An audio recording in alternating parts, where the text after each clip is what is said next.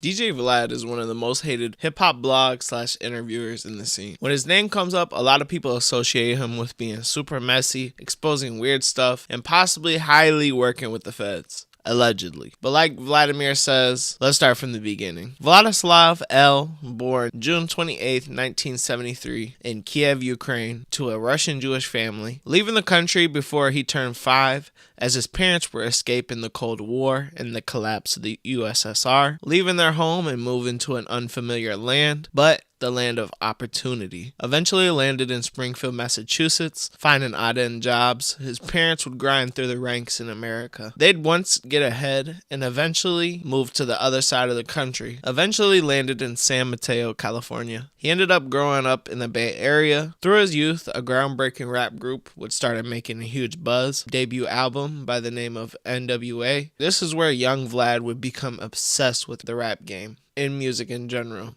Eventually taking up wanting to make his own career, attempting to make beats and write lyrics, he would have no sign of success. Eventually taking the regular route, going to college at UC Berkeley, graduating in computer science and engineering. When he graduated, he'd become a DJ, doing sets anywhere he could until about 2008, where he would launch Vlad.com. He would post MP3 downloadable mixtapes featuring a lot of the hot artists of the time.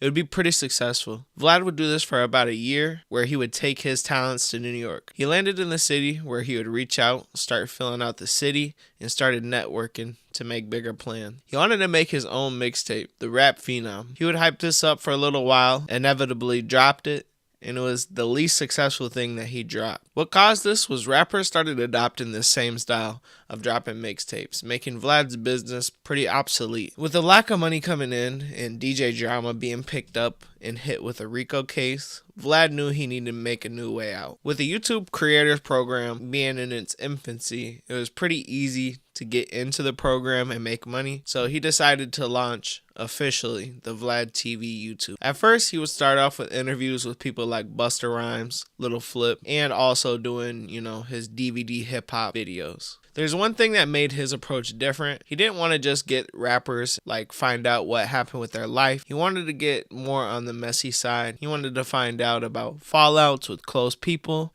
significant others, rumors, cases, anything that possibly a person really wouldn't want to be asked and put on a big platform, he would want to ask. Turning Vlad TV into almost like a tabloid, it wouldn't be long until Vlad would run into troubles. He would eventually cover a poppin' rapper by the name of Rick Ross. He would basically expose him for his career past choices, as he had a time where he was working as a CO in a prison. Kinda goes against his claims of being some type of kingpin. This didn't go too well.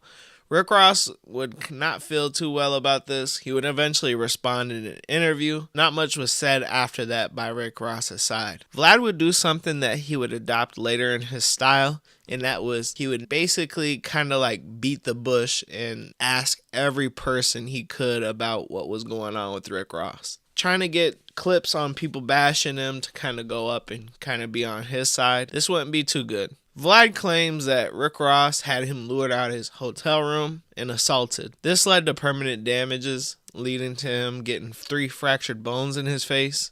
And this wouldn't go out without consequence, though. Vlad was different for this, as he would file a estimated $2 million lawsuit for damages, eventually only getting about $300,000 in his settlement. After this, his look in the industry changed a lot, as a lot of people looked at him as Detective Vlad now. It was one thing to kind of pick at a rapper and go at him, pick at him, and make fun of him, but as soon as they get back at you, you want to sue. It left a bad taste in the industry's mouth, and people really weren't feeling Vlad after this. This would eventually lead up to the culture vulture claims, as it seemed like Vlad was only in it to make and kind of be messy. A lot of people in the community also felt like he was just bidding rappers against each other to turn up beefs and the tension between them, as he would interview one person and then right after interview the person that he's beefing with, no matter how small or how big or how bad their beef. A lot of people didn't feel this, as they felt like Vlad didn't care what happened after his interviews,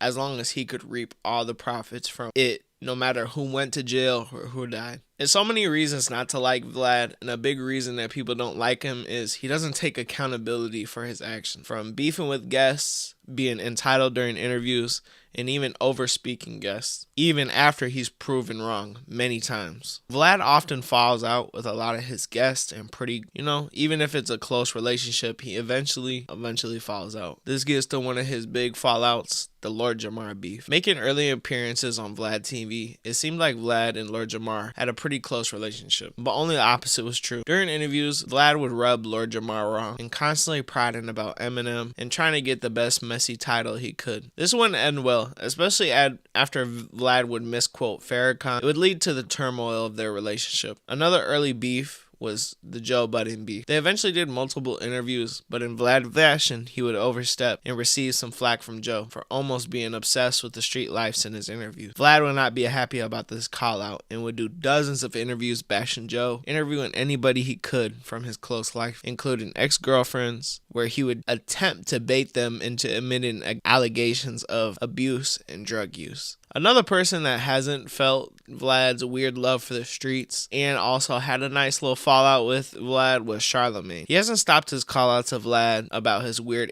antics during interviews, but one thing that made Charlamagne's call out different was the very odd thing Vlad would do whenever a person he interviewed would pass away. He would re-upload interview clips and call it a flashback. It wouldn't take long. It could be 30 minutes, 20 minutes, 15 minutes, 5 minutes, 2 minutes after somebody passed away. You could expect to see a Vlad TV flashback of that person pop up in your sub box. Obviously, this is, in my eyes, a pretty gross action. It seems pretty exploitative. In his eyes, he says this is the only way to kind of get it to boost back up in the algorithm, which, I disagree, but hey, what do I know about his YouTube? But the exploitative actions didn't stop here. As the no plug situation, Vlad would be the first person to interview him to try to get his side out there on the situation where somebody lost their life. It wasn't a secret at the time really what happened, but he was kind of there to explain his side, but it was way too soon. A lot of the family members disagreed about it, and it just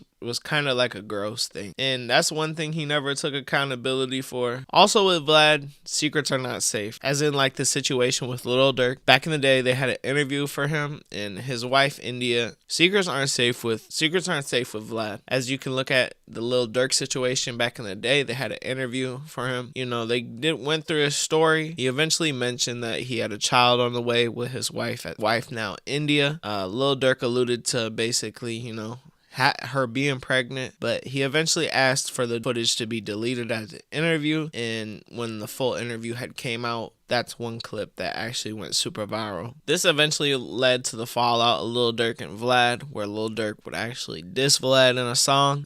He would actually take accountability some years later during a DJ Academics interview, basically saying he was sorry, but I just feel like this was kind of like, a way to have his fingers crossed, because as soon as Lil Durk got indicted, he was the first person to probably do 35, 50 videos on him, bro, in his situation, and just call him dumb and everyone, and not have any type of introspective comments about the situation or anything. It's just, out of everything to not like Vlad, it's just, there's a lot of great reasons. Just, he's very distasteful, very disconnected from anything that goes on in real people. Like, I think he's just kind of been around too long.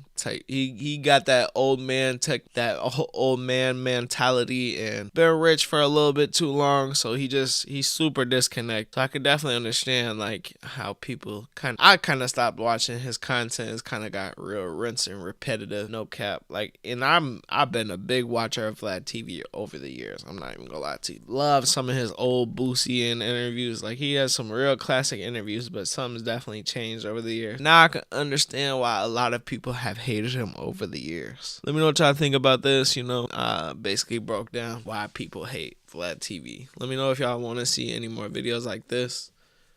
Let me know down below in the comment section below. Y'all be smooth. I'll see y'all in the next one.